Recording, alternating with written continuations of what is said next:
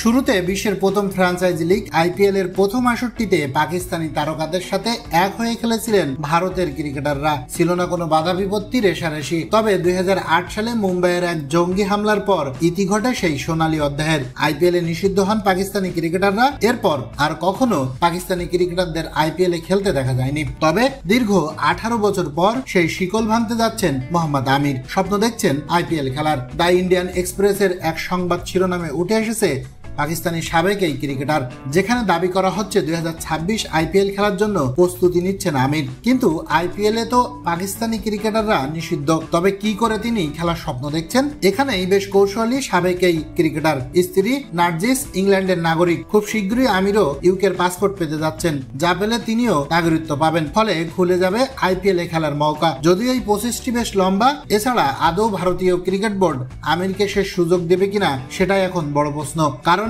একদিকে ক্রিকেটে আমিরের কালো অধ্যায়, অন্যদিকে তিনি জন্মসূত্রে পাকিস্তানের নাগরিক। যদিও আমির আশায় বুক বাঁধতে পারেন অন্য একটি দিকে তাকিয়ে, কারণ পাকিস্তানের অনেক কিংবদন্তিদের দেখা যায় আইপিএল এ কোচিং করানো কিংবা ধারাভাষ্য দিতে। এখন দেখার পালা শেষ পর্যন্ত আমিরের আইপিএল খেলার স্বাদ মেটে কিনা। আইপিএল যদি খেলার সুযোগ পান আমির, তাহলে কোন দলের জার্সি পরতে চাইবেন? এ ব্যাপারে তিনি বলেন, আমার পছন্দ বিরাট কোহলি। ওর প্রতিভাকে আমি শ্রদ্ধা করি। বিরাট আমাকে ব্যাট উপহার দিয়েছিল। ওর ব্যাটিং এর আমি ভক্ত।